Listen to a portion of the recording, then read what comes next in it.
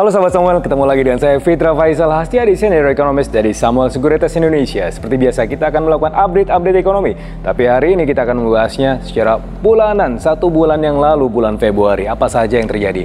Wrap up. Ada pertumbuhan ekonomi kita 5,03% diumumkan tanggal 3 Februari yang lalu.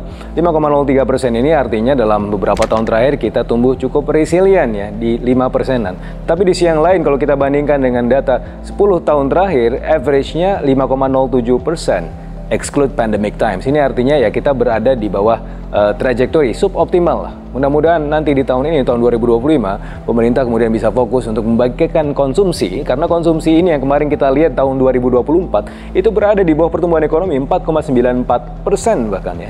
Sementara pertumbuhan ekonomi 5,03%. Mudah-mudahan konsumsi adalah kata kunci buat pertumbuhan ekonomi kita di tahun 2025. Berikutnya juga ada current account deficit. Nah, ternyata sudah defisit yang ke-7 kuartal berturut-turut.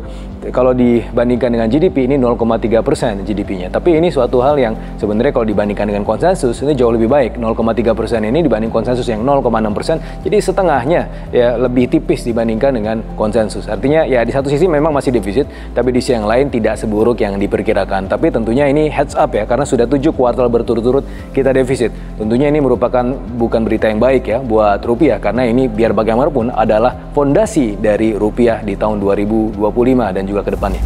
Oleh karenanya, kami melihat bahwa Bank Indonesia kemarin ketika menetapkan suku bunganya di 5,75% tidak berubah sama sekali. Itu suatu hal yang sangat bisa dimaklumi karena memang tekanan pada rupiah belum betul-betul keluar dari tekanannya ya. Kalau kita lihat bagaimana Trump, bagaimana juga tekanan ekonomi global yang mana masih membayangi rupiah. Meskipun tentunya kalau dari sisi inflasi yang kemarin diumumkan di bulan Januari 0,76%, ini tentunya sangat rendah sekali, bahkan terendah semenjak 20 tahun terakhir di bawah konsensus yang 1,8%.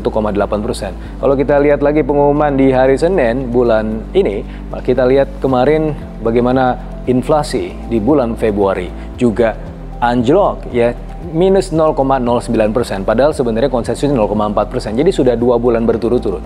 Ini adalah indikasi bahwa sebenarnya ya demand kita sedang dalam penuh tekanan. Ya oleh karenanya sebenarnya Bank Indonesia dalam dilema ini mau menurunkan suku bunga atau tetap mempertahankan suku bunga di level sekarang. Tapi seperti yang dilihat oleh Bank Indonesia adalah tekanan eksternal, dan oleh karenanya kami masih melihat bahwa Bank Indonesia masih akan mempertahankan level suku bunganya di beberapa bulan ke depan. Ya setidaknya menunggu sampai The Fed menurunkan suku bunganya, yang mana menurut kami itu juga agak sulit ya terjadi karena efek dari kebijakan Trump yang bisa saja memicu inflasi di tahun 2025 ini. Nah, kemudian kita lihat bagaimana market. Apakah optimis, apakah pesimis, kita bahas. Oke, sekarang bagaimana market? Market masih berada dalam tekanan selama sepekan yang lalu ya. Bahkan kalau kita lihat selama bulan Februari, market berada dalam tekanan dan tekanan. Ya, salah satunya juga dipicu oleh sentimen domestik yang agak negatif ya. Bahkan kemarin ketika diluncurkan Danantara ketika diluncurkan itu seharusnya menjadi katalis positif buat market, tetapi ternyata banyak mispersepsi terhadap Danantara itu sendiri yang kemudian memicu kekisruhan di pasar dalam tekanan. Yang mudah-mudahan nanti pemerintah mampu untuk memperbaiki komunikasinya sehingga kemudian market bisa melihat Danantara ini adalah game changer buat market dan juga buat pertumbuhan ekonomi. Apalagi kalau kita lihat contoh-contoh sebelumnya di negara-negara lain bahwa Danantara atau yang semisal kalau kita lihat di SAAC-nya China, yaitu yang nggak mirip Danantara, itu berhasil menjadi liquidity maker buat pasar saham, dan mudah-mudahan itu juga terjadi buat Danantara. Nah, kita lihat untuk dari sisi global, kita lihat bagaimana Amerika Serikat sebenarnya ya USD 10 year-nya turun terus ya, demand terhadap bond atau obligasi USD 10 year meningkat. Kenapa? Karena ternyata data-data ekonomi dari Amerika Serikat itu berada di bawah harapan. Artinya ekonomi Amerika Serikat melemah, sehingga memicu potensi bahwa The Fed akan mungkin saja ya untuk menurunkan suku bunganya di tahun ini. Nah, oleh karenanya ini seharusnya berita positif buat kita semua dan harusnya bisa memicu potensi inflow untuk emerging markets. Ya, oleh karenanya ya ini sangat tergantung oleh sentimen domestik. Tetapi kalau secara teknis kita melihat bahwa potensi inflow itu mungkin saja terjadi di pekan ini kalau tidak ada hal-hal yang negatif secara domestik, maka bisa jadi pasar saham kita akan kembali rebound ya untuk melakukan rally-rally yang positif ya, sampai kemudian potensi reboundnya batas atasnya adalah nanti sampai 2-3 minggu ke depan adalah sampai 7.300. Mudah-mudahan itu yang terjadi karena memang ya arahnya dari sisi global market itu adalah kembali lagi ke emerging markets.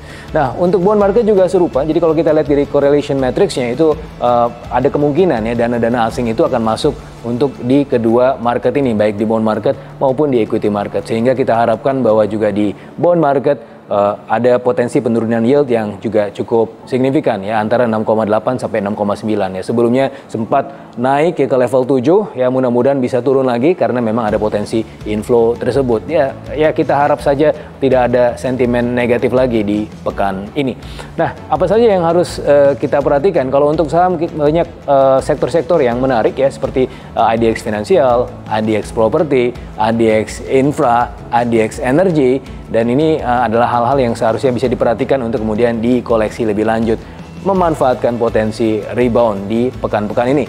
Dan kemudian kita juga melihat bagaimana bond itu masih di 10 tahun ke bawah tenornya, dan itu yang layak dikoleksi menurut kami karena ya masih dalam suasana yang ketidakpastian, sehingga perlu ada strategi yang cukup defensif ya di bond market. Itu saja dari kami, sampai ketemu pekan depan dan tetap mempercayakan portofolio investasi Anda kepada kami, Samuel Sekuritas Indonesia. Salam.